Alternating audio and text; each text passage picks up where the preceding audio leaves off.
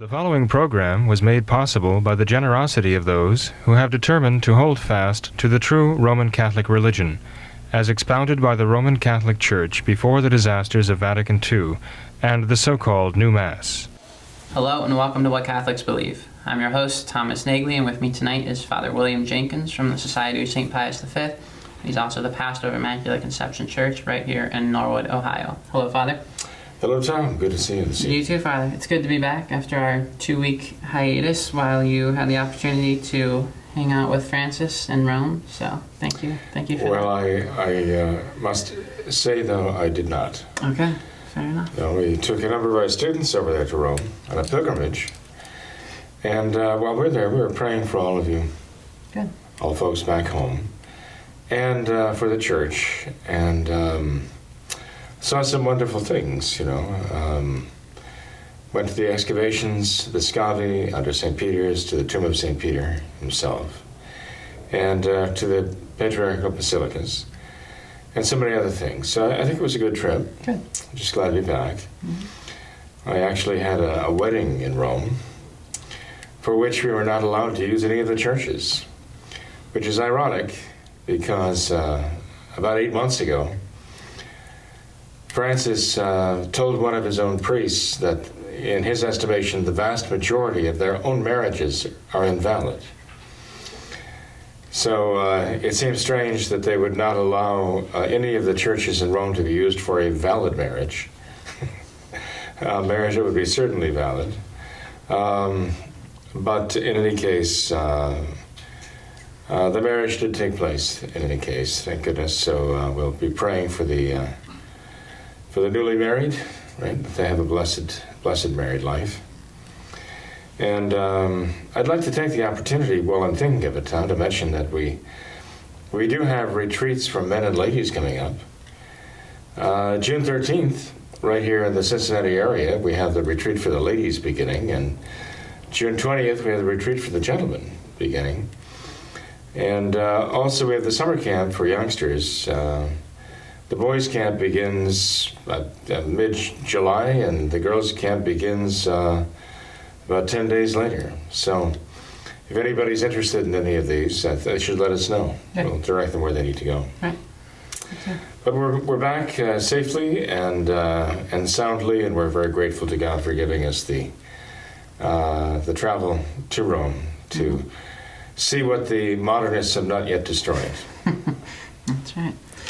All right, well, Father, I would like to start with a very nice email that we received from a viewer in Canada. And she writes in and says that I would like to thank you for your videos. They enlighten me to the truth of the one holy Catholic and Apostolic Church, the true Catholic Church. They are an excellent teaching tool. You see, I only discovered in May of 2016 that there was something wrong with the Novus Ordo Church, which I later discovered is called this. So any information I can get my hands on greatly helps me to grow in my understanding of the true Catholic faith. I've left the Novus Ordo Church, and I am one of those who travels a great distance to receive the sacraments and attend Mass with Father Martin Skierke. We are blessed that we are able to receive these sacraments and attend Holy Mass, and I thank God for this. And then she mentions how the great distance that she travels, she meets with her brother and they ride together. And she says, since we both began this discovery of the truth, we are able to share a lot of what we learn from what Catholics believe and with each other. And in turn, we try to share this with our respective families, but to no avail. We don't have any of them wanting to attend Mass with us or even desire to learn more about what it means to be a Catholic. But I will not lose hope. My prayers and consecrating myself and my children to the Immaculate Heart of Mary is the most important thing I could ever do to help each of us with our conversion. I also say my daily rosary and entrust my children to our Blessed Mother. I also pray for what Catholics believe daily, and Father Jenkins and Thomas and all those who work so hard to produce this wonderful program. I pray God will richly bless all of you. I thought that was very nice. Well, that is a beautiful letter. Thank you so much. We appreciate the encouragement. Of course, the efforts are precisely for that. That would be that's our goal. That's our purpose. So to realize that it's being realized in the life of this dear lady. I very much appreciate knowing that, and very much appreciate and need the prayers. So please do continue. Right. Well, Father, God bless you for that. I thought that we would be remiss if we didn't mention, since our last program, there was a lot of hay made about Francis's comments where he apparently in an interview declared that there is no hell, that the souls of the unjust upon their death will simply be annihilated. And there was this was all over in the news how the Pope declares that there's no hell. And the response from the Vatican and those who attempted to defend Francis was something along the lines of, there is no direct quote from this. This interviewer is known to give falsifications of interviews. But in my estimation, Father, it seems that even if that were the truth, that in a way, in a sense, this is even worse because of the great scandal that Francis has given by saying this. Even if he didn't say this, he hasn't come out to defend the truth and to clarify the truth, which is specifically his job, what should be his job description. So, Father, do you have any comments on this matter? Francis saying that there's no hell. Well, in the first place, Tom, Francis continues to meet with and give interviews to this Scalafari, who's a notorious atheist, and he says he doesn't take notes on or record his interviews. But Francis continues to meet with him, even though allegedly he has misrepresented Francis at various times. So the fact that Francis continues to go out of his way to meet with this man and speak with him, I think is very telling. But I think what is even more telling is this, that when Scalafari comes out with a revelation like this about Francis's non-Catholic and anti-Catholic teachings, it is never Francis who comes out and denies what he says. It is always some spokesperson in the Vatican, some nameless, faceless spokesperson. Even when there is a name, or there is a face attached to it, it is not the name or the face of Francis himself, who comes out and sets the record straight and said, no, I didn't say that, no, I didn't mean that, he got it wrong. It's always somebody else who says it for Francis. Francis himself never makes the clarification or the retraction or the rebuttal. It's always somebody else. And you know what? That tells me that Scalafari got it right. That Francis has to have somebody else speak up for him and say, well, you know, this isn't a direct quote, and there are no notes, there are no recordings of this, so we can't take what this man says as reliable. Well, let Francis answer for himself. Let him clarify that. That's what he's there for, right? That's what a real Catholic Pope is supposed to do, right? Mm-hmm. Clarify the faith and confirm the brethren of the faith. Right. Francis multiplies the scandal. And look, there's a reason why it is happening this way. Francis gives these interviews, says these outrageous things. A person like Scalafari comes out and then reveals them in due time. And then others sound in and say, well, Francis didn't mean that. But Francis's whole purpose is to create confusion. One of the bishops even spoke up recently and said that Francis told him that with regard to the apostolic exhortation about joy of love or whatever, that we can't speak too clearly, because if we speak too clearly, then it will make a mess. Now, Francis has already told the young people in the, quote, church, unquote, to make a mess, you know, and Francis has already done a very good job of making a mess.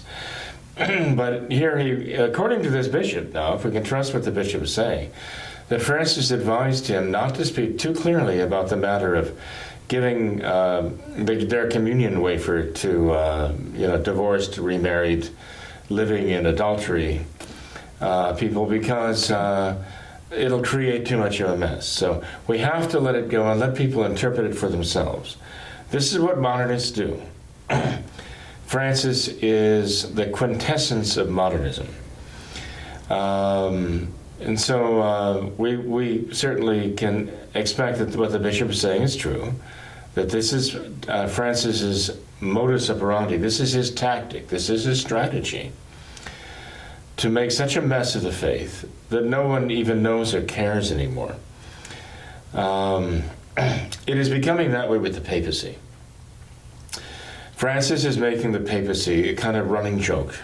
He's making a mockery of the papacy, so that no one is taking it seriously anymore.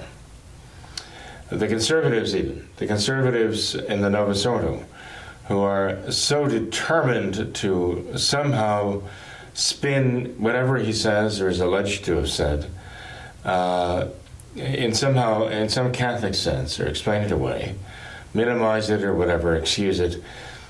They are the worst offenders in making a mockery of the papacy, because they're insisting that this is what has become of the magisterium of the Catholic Church. And unfortunately, as I say, that this is not an accident. It is exactly what Francis is striving for.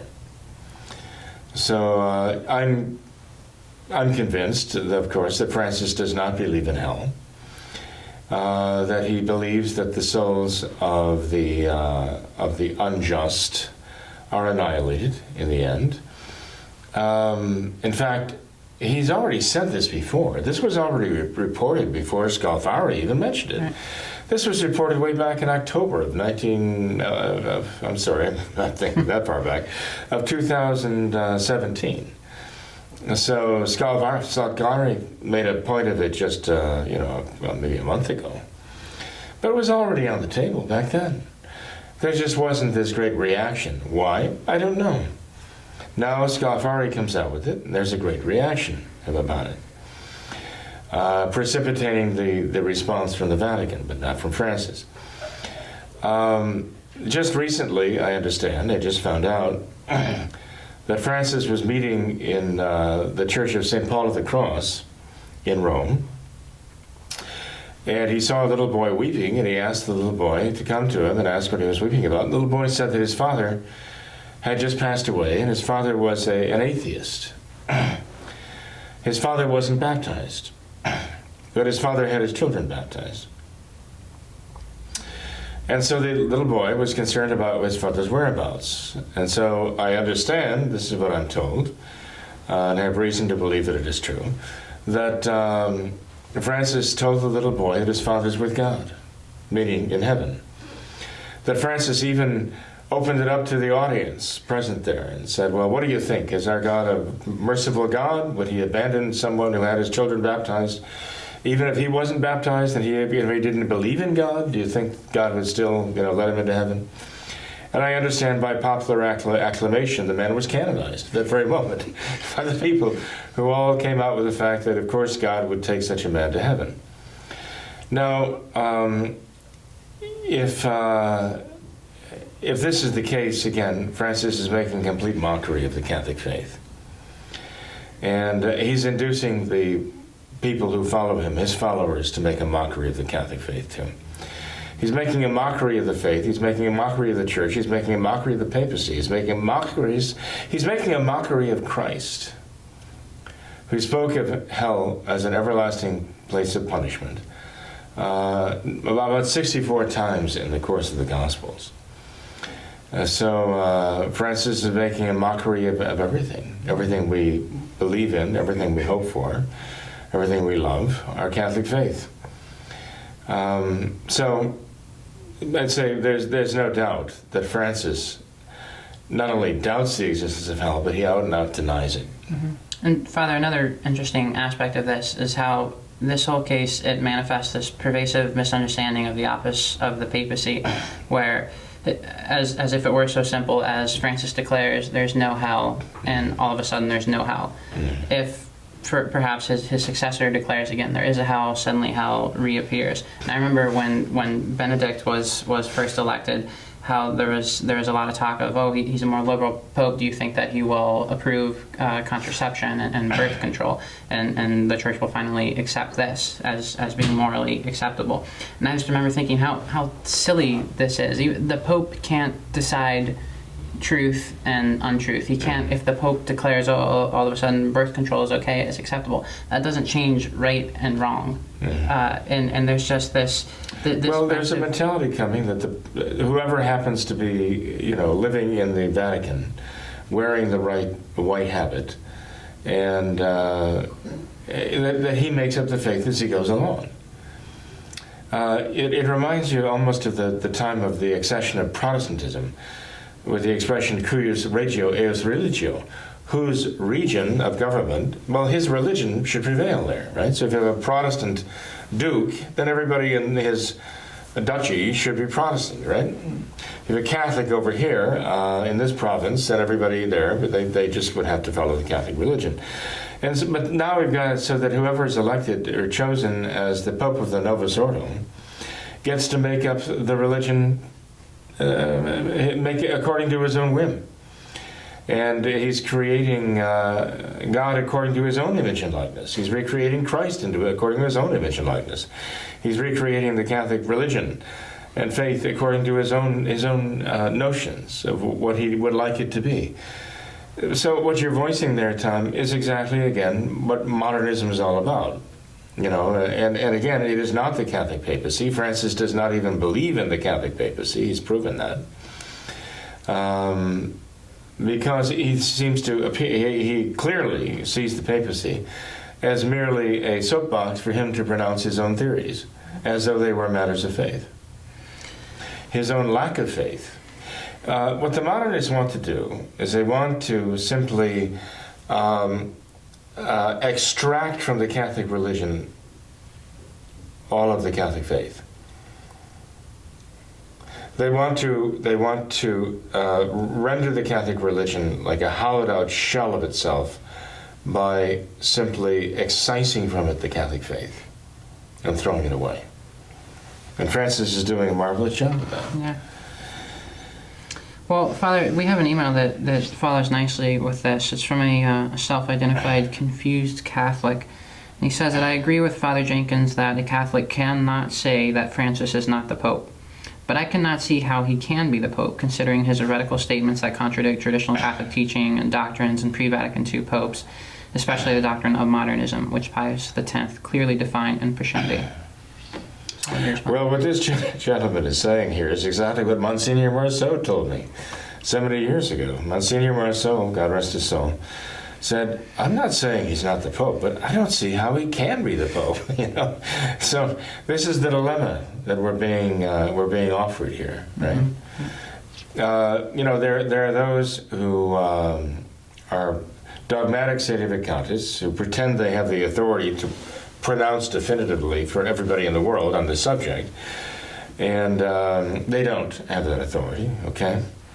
And there are those who insist there's really not a serious problem, so that you would have no reason for doubting whether or not Francis really is a pope, which I can't agree with them either. I mean, obviously, there is a serious problem, and yes, there is an objective reason for questioning whether he has the faith at all.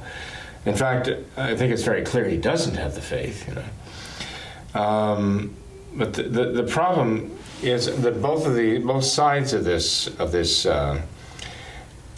equation, it's hardly an equation, it's a dichotomy here, are motivated thinking that they have to defend the papacy. Those who hear people question that Francis is the Pope think that somehow they're attacking the papacy and they've got to defend the papacy. So if you question whether Francis is the Pope, well, you're questioning Christ, you're undermining the Church, you're doing all this damage.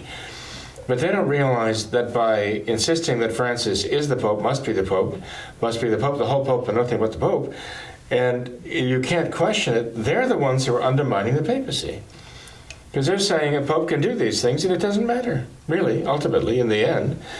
It has no practical consequence of whether one is a Pope or not.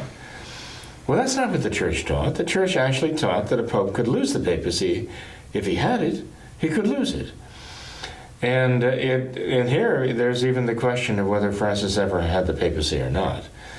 As I mentioned before one can become the Pope, he has to make a formal act of accepting the office of the papacy, and that's accepting the responsibility of the papacy, but that means he has to understand what the papacy is. Francis has no concept of what the papacy is. What the papacy really is, the Catholic papacy, he rejects. And he has this entirely false modernist notion of the papacy, which defines who he is. But that's not what the Catholic Church understands as a Catholic Pope. So, there are some very, very serious issues here. And rather than be throwing bricks at each other, these people should be sitting down and having some serious discussions with each other, because they realize the church is in a state of crisis. And they've got to try to understand better each other's position and understand where the flaws are and where the pitfalls are. Whatever efforts I have made to try to get people to sit down at the table and talk about these things, though, I don't know, it seems that people would much rather throw bricks than actually have some serious discussions about some very serious matters these days. Sure.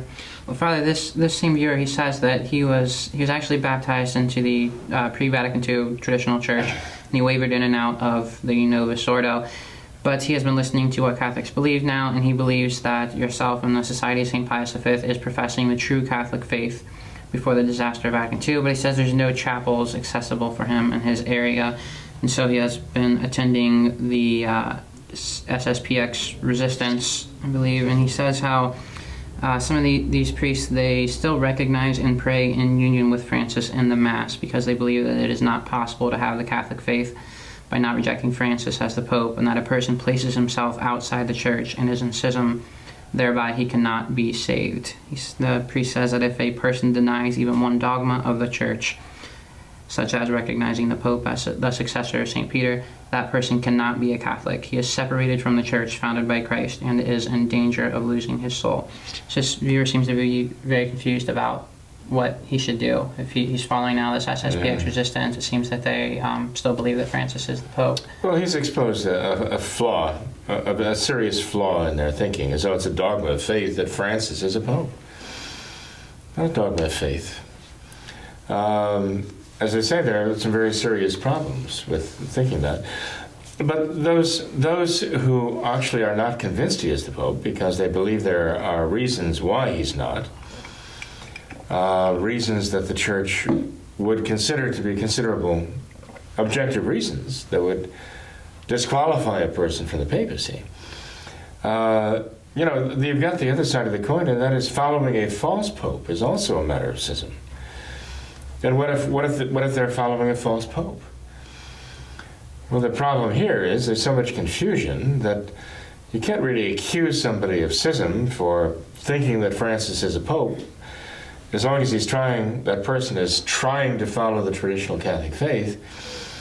If he has that idea, well, I think he is the Pope because I see there are terrible consequences if he's not. Someone might be convinced of that.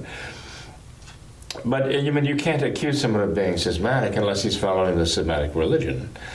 But if he's trying to follow the traditional Catholic faith as best as he can, even though he believes Francis and personally has rejected the traditional Catholic faith, I don't think you can accuse that person of being formally schismatic. But by the same token, if somebody is not convinced that Francis is a pope, but has serious questions and doubts and reservations about it, or is even personally convinced that he's not the Pope, you can't expect that person to go against his conscience and just plead that Francis is the Pope anyway, in spite of the fact that he has serious reservations, or doubts, or even convictions that Francis can't be. That would be schismatic, to follow someone like that under those circumstances too. So the practical course of action is to follow the traditional Catholic faith in its entirety. Not mezzo, or not half and half, like following the Fraternity of St. Peter, or any groups that are actually part of the Novus Ordo, trying to practice the traditional Catholic religion within the Novus Ordo, is just fraught with contradiction. It's impossible to mix the Novus Ordo and the traditional without sacrilege.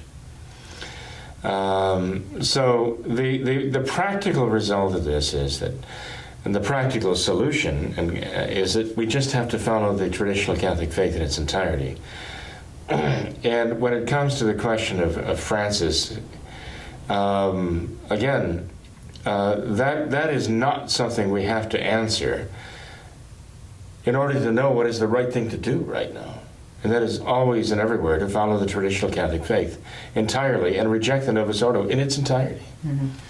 Father, he mentions here how some of these priests are using Francis's name in the canon of the Mass. And I know we've received some questions asking for clarification in regards to yourself if you use Francis's name in the canon of the Mass, and if you don't, what do you say in its stead? I do not use Francis's name or the name of the local bishop. I never have, and I don't foresee ever doing it. I foresee never doing it, obviously, insofar as I see they are modernists and they represent modernism. As I told Archbishop Lefebvre one day when he asked me that very question, he asked me why I did not do that. And I said, well, I'm about to consecrate the body and blood of Christ at the altar, to pronounce the words of consecration, to transubstantiate the bread and wine into the very living body and blood, soul, and divinity of our Lord. And I'm asked to say that I'm one in faith with Francis. And I'm not. And I know I'm not. I know I'm not one in faith with Francis. And I cannot lie. I'm not going to tell a lie before God at a time like that. And Monsignor Lefebvre thought about that for a moment, and then just moved on. He left that behind. Never brought it up to me again. I think he understood it, and I think he understood it in a way that he personally actually had to agree with it. I think he agreed with that. Now, that was before Francis, of course. This is going back before Francis. This is going back when John Paul II was involved. But John Paul II, although he's considered to be a great conservative relative to Francis, he did not represent the Catholic faith. Okay? He said things and did things that were very much inimical to the Catholic faith. And I think that equally applied to Francis, as much as it applied to John Paul II, or even more so. So that's why I will not use that. Well, I mean, even beyond that, Francis would not want me to invoke his name there. So one could even plead, well, I'm being obedient to Francis, who would not want me to invoke his name, who Francis has denounced as a semi-Pelagian and neo-Gnostic. He doesn't want me offering that Mass in the first place, so he certainly doesn't want his name invoked there. But that's a little bit tongue-in-cheek. The fact is, I can't lie and say that I am one in faith with him, period. I would say this. I would say that those priests of the resistance of the Society of St. Pius X, who actually invoke his name, and they say they are una cum, all the true and orthodox teachers of the Roman Catholic faith, including Francis, are lying. I would say they're lying right there. At the beginning of the canon of the Mass, moments before they consecrate, they're telling lies. If they're not lying, if they really are one in faith with Francis, then they should stop doing what they're doing, because what they're doing is a matter of personal preference, a matter of taste, not a matter of principle. If they are one in faith with Francis, they should be willing to say the liturgy that Francis says. They should be willing to accede to his apostolic exhortations and follow them carefully, discerning Francis's will and Francis's intention. They should be looking to follow that closely. If they are one in faith with him, and they're honest about it, that's what they should be doing. But the fact that they're doing something in defiance of him, at the same time they're saying they're one in faith with him, and they cannot in conscience follow him, I would say that there has to be some falsehood there somewhere. Not implicit, but an explicit falsehood there. Mm-hmm. What do you say in lieu of using Francis's name and the bishop's name? I do what we would do during an interregnum in the papacy. The Church has provisions for this as to what a priest would say. If the Pope is unknown, uncertain, dead, and another Pope has not been elected, I mean, even even traditionally, if a Pope were to be elected and he were to accept the office of the papacy and there would be a valid Pope, there would, in the past, be times when it would take hours, days, perhaps even weeks for news to arrive that a new Pope had been elected and who it was.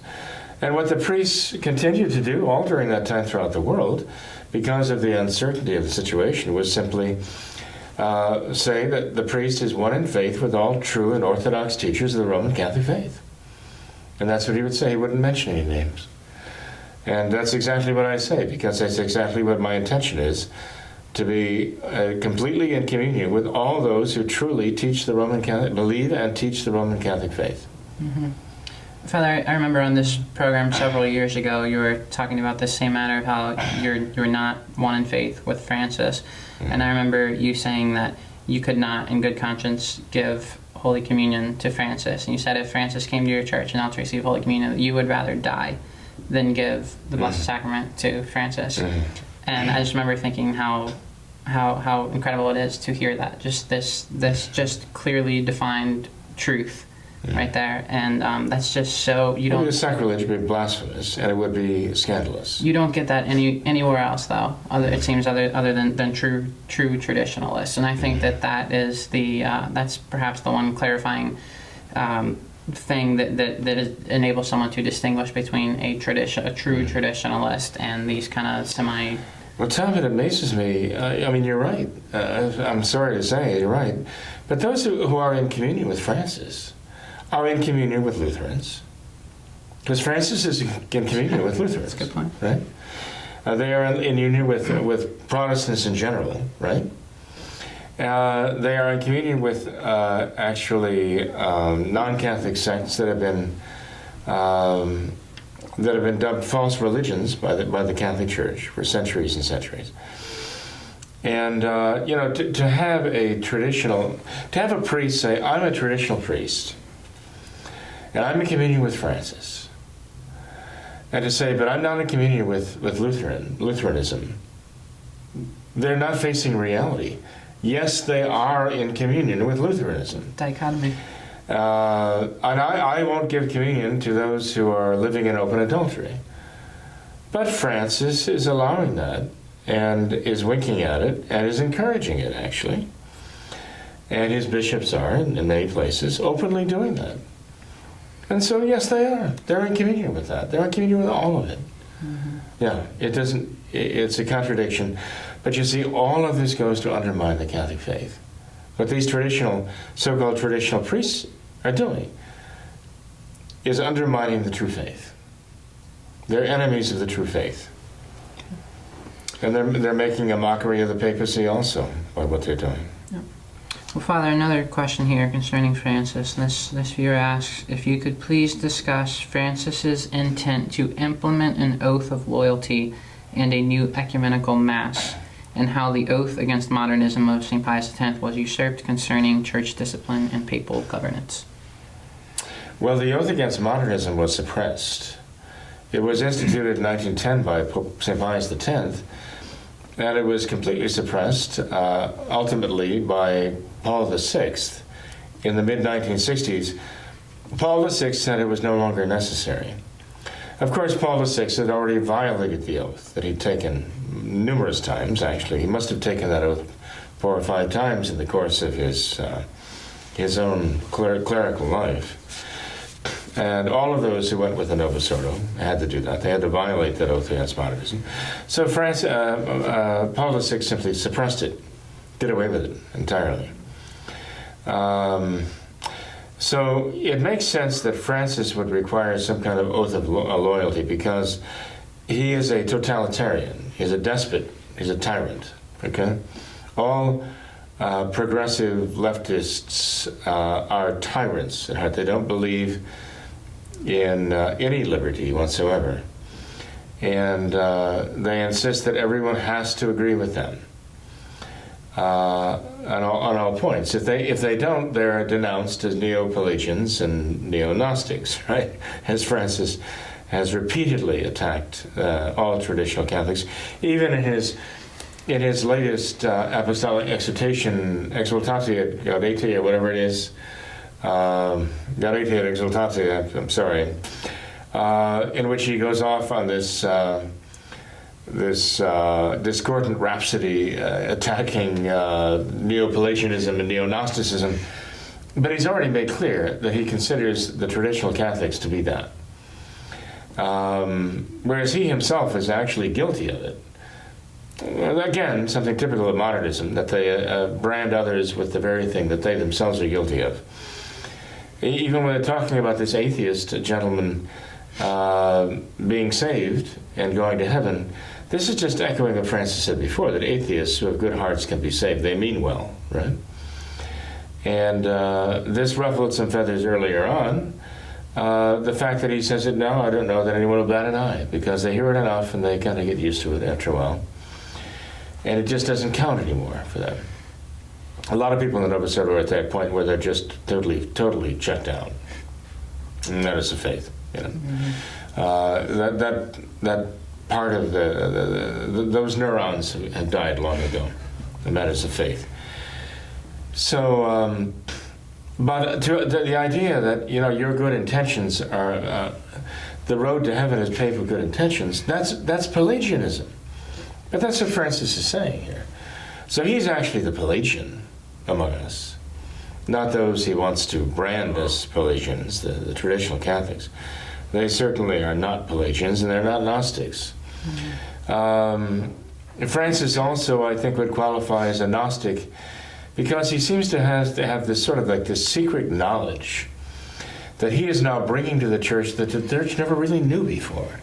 Now he's unveiling to the church realities and truths that the church was ignorant of before. And he has this secret gnosis, as it were, this Gnostic insight that he's going to inject into the church and bring it into the 21st century. Well, that's what modernism is. It is a kind of Gnosticism. So Francis is our modern reincarnation of Pelagius, and he is our modern Bardesanas and our modern Manichae. He is our Gnostic of the day. Well, Father, I thought we could end with this last email that we've had for a couple months now. So I thought this was something important to discuss, where he says, Father Jenkins brought up the issue of ordinations on a recent program. He cited Sacramentum Ordinis to state his case. It is ironic that those who deny the validity of the new rites of priestly ordination and episcopal consecration cite this document to support their position. In fact, reading this document is what initially led me to investigate the issue and ultimately conclude that they are certainly valid. For at the close of paragraph 3, we find this declaration. Quote, if it was at one time necessary, even for validity, by the will and command of the Church, everyone knows that the Church has the power to change and abrogate what she herself has established. Pius XII was referring to the passing of the instruments here, but it manifestly applies to the new rites of holy orders. I find it disturbing that this is always omitted by those who are trying to question the validity of large swaths of priestly ordinations, and it is that deception that led me back to diocesan priest, something that I never wanted to do. I think you're missing a serious point here, and that is that the Church does have power over the form, okay? And yes, there are certain things that Christ has laid down that are very explicit. Other matters, Christ himself has given the Church authority to determine specifically what is said. For example, if you look at across the spectrum of the true Catholic traditional rites of baptism, you find that they don't all say exactly the same thing when it comes to the form of baptism. Some are imperative in a sense, some are indicative in a sense, some are a statement. The Church does have certain authority here, but the Church cannot institute a form for any sacrament that is defective in what it signifies. Remember, a sacrament has to signify what it affects and affect what it signifies. And if there is a form that is being employed that does not express the meaning of the sacrament, or actually expresses a thought contrary to the meaning of the sacrament, it would be invalid. The Church doesn't have the authority to contradict Christ in the meaning of the sacrament. Now, you take, for example, the statement in the modern Mass, the new Mass, for the words of consecration of the precious blood, what's supposed to be for the consecration of precious blood, where they have transformed the meaning of the mystery of faith from the presence of Christ in the Blessed Sacrament right then and there on the altar, and the presence of the sacrifice of Calvary present on the altar, to the eschatological presence or return of Christ at the end of the world. Let us proclaim the mystery of faith. Christ has died, Christ has risen, Christ will come again, is a very different mystery of faith than that professed by the Church in their traditional consecration of the bread, of the wine into the blood of Christ. That is the mystery of faith, the very Eucharistic presence of Christ on the altar. Now, there are those who argue that is an attack on the meaning of the sacrament. But more so, I think more to the point, is the statement in the new words of consecration of the chalice, that this blood shall be shed for you and for all men. That was deemed sexist, so they throw the word men out, and they leave for all. When the Council of Trent explicitly explains that Christ did not use or intend to say for all, because he was referring to those who would actually be saved. That is what Christ actually said. That's how it is related in the Scriptures. That is how the Council of Trent explains it. And the new rite of consecration, they don't even call it, they call it the narrative institution, has falsified those words. And there are those who claim that this undermines the validity, calls into question even the validity of that. It calls into question the validity of the consecration of the chalice. So the point that I'm making here is that if you have a change in the formula which somehow undermines or attacks the actual meaning of the sacrament, then you have an invalid form. If you have a change in the formula that actually is dubious, right, is ambiguous and so on, you already there have a serious problem. With regard to the rites of ordination, what this gentleman says, and he says rightly, by the way, Pope Pius XII does say that, but rather than be an endorsement of these new forms, again, I mean, that calls into question what they've done, because you have to take what they've done and you've got to examine them in light of the Catholic faith, and you've got to ask what was behind these changes, what is the significance of these changes. And you see, their modernist concept of the priesthood corresponds to the changes they've made in the formulas. And their modernist concept of the priesthood is not the Catholic priesthood. So the changes that they've made in the forms have to be understood in the context of their theology. You can't just divorce or separate the changes they've made from their own explanations of the significance of the changes and their explanations, why have we made these changes?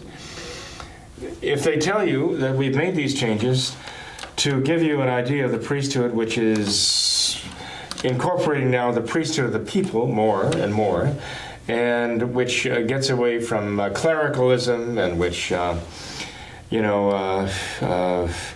does away with this kind of magical sense of the priest making sacraments happen, and all the other things they were saying back then.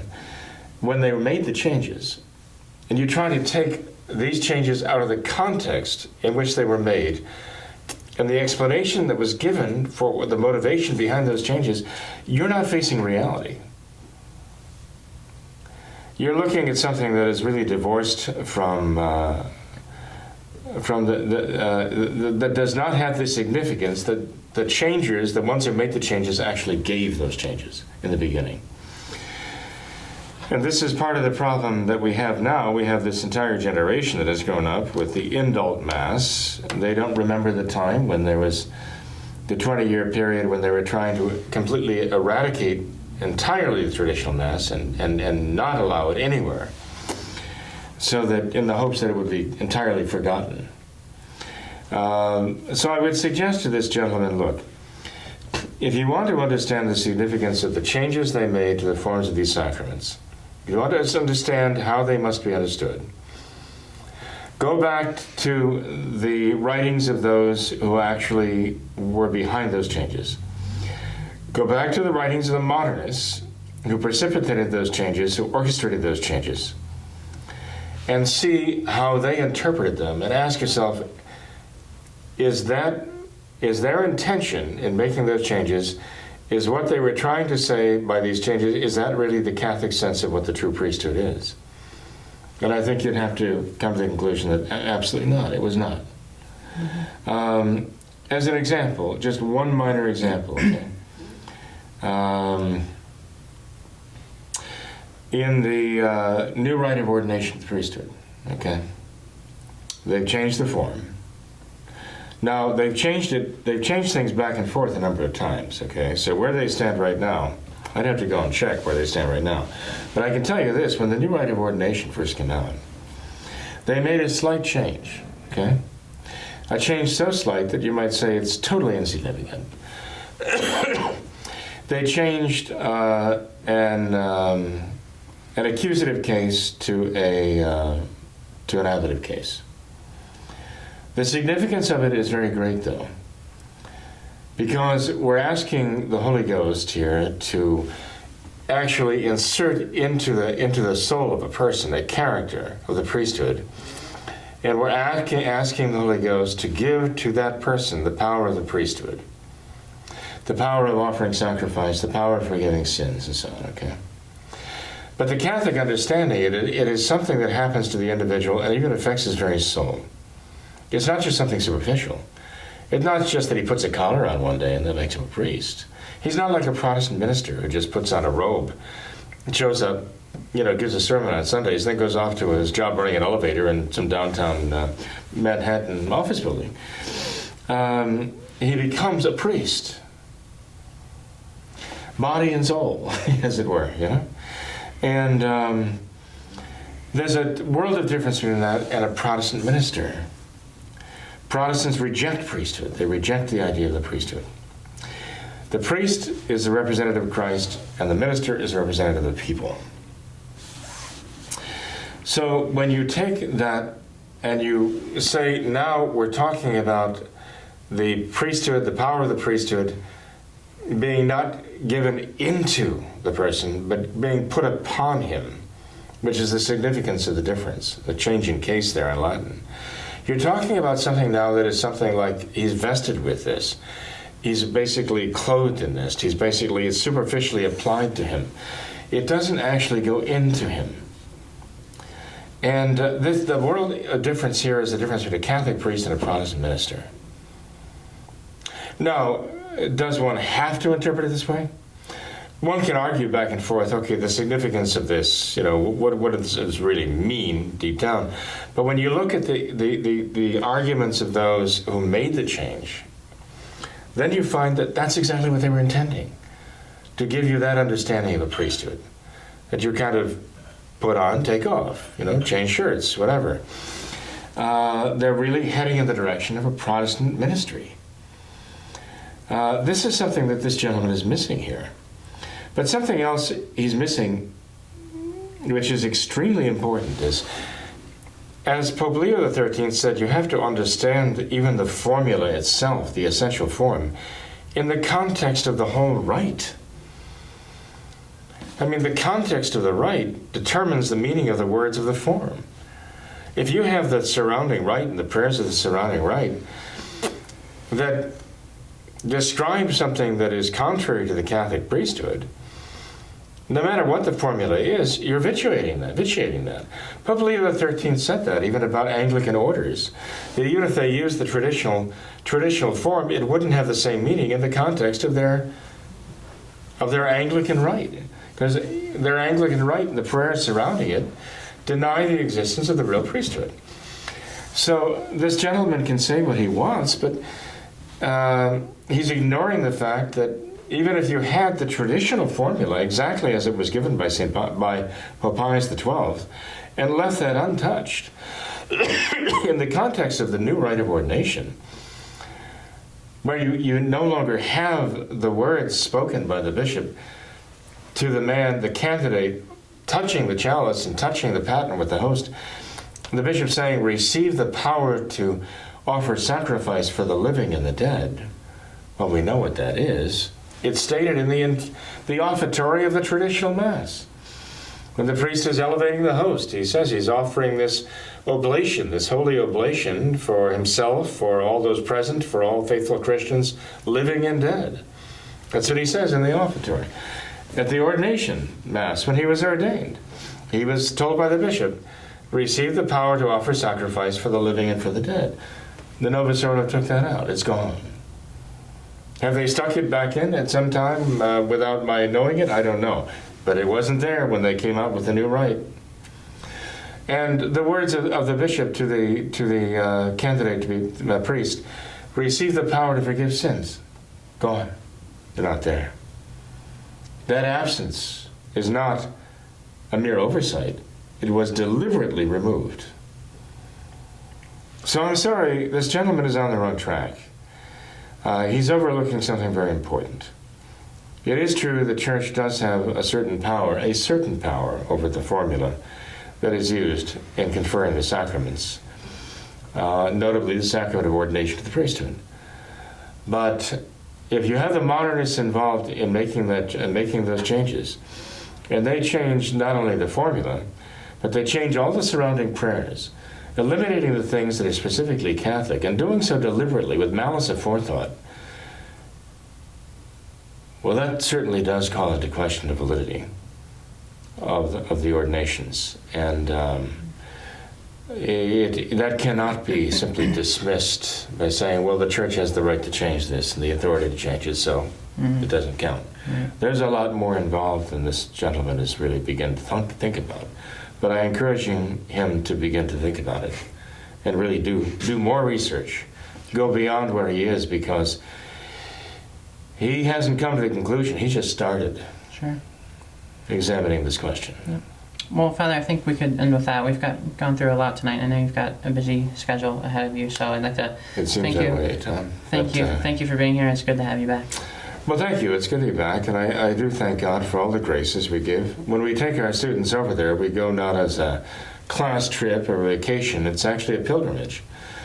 So whenever we enter any holy site that the modernists, as I say, have not completely adulterated yet, we do go and we pray. We pray in each place at least a decade of the Rosary, the Memorare, for all of our loved ones back home and those in need of prayers. But we pray for the Church too. You know, we took our students to the top of the Victor Emmanuel Monument in Rome. And those who've been to Rome know exactly what the wedding cake is.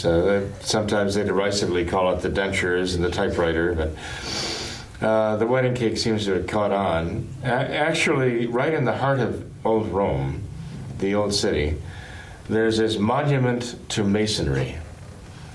And the Masons actually succeeded in violently taking away the Pope's states, the Papal States, the entire central portion of what is now Italy. They took it. These are all stolen sanctuaries here. And the idea was this, that if they could unify Italy under a Masonic government, they would take away the Pope's autonomy, make him a citizen, subject to laws dictated by Masons, and if he violated their laws, they could imprison him. They could call him a criminal. Their idea was to make the Pope actually a citizen of a Masonic state, and he would be subject to Masonic control.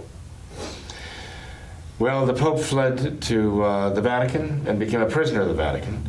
And finally, the plot of Garibaldi in 1969 was thwarted, you might say, in a sense, by another bad guy, Mussolini, in 1929. When, due to his own political self-interest, he entered a concordat recognizing Vatican City as an independent state. So the Pope still had a kingdom of his own, but it was much smaller And the Italian state actually paid the Pope millions of lira, which were at that time worth something, to indemnify him, to pay him for what they had taken from the church. Okay, that's how Vatican City became what it is now. Okay, the papal kingdom governed by papal authority as a separate state in the world. But the Masons had the intention of also seizing the papacy itself. And they have succeeded in doing this in the person of Francis, for one, and the Novus Ordo popes, who have brought Masonry, the edicts of Masonry, into the sad to say, into a captive church. But we have to understand that the work of the church goes on. The sanctifying work of the church does continue through the work of the priesthood and the sacraments, the true sacraments. And they haven't been able to squelch that. As long as there are traditional priests in the world who will follow the traditional Catholic sacraments, and they are validly ordained, the sanctifying work of the church can and does go on, in spite of a Francis, in spite of any one of these modernists, in spite of modernism itself. So we have to be very grateful to God for that. The ultimate answer right now, therefore, for each soul is to adhere to the traditional Catholic faith. No one can ever criminalize that, not in the eyes of God. So that's our mission. That's right. Thank you, Father. Well, certainly, Tom. Thank you. Yep. Thanks to all of our viewers as well for watching this episode of What Catholics Believe. Until next time, we ask that you all remember the words of Our Lady of Fatima, to consecrate yourselves and your families to the Immaculate Heart of Mary, and to pray and do penance. Thank you, and God bless you.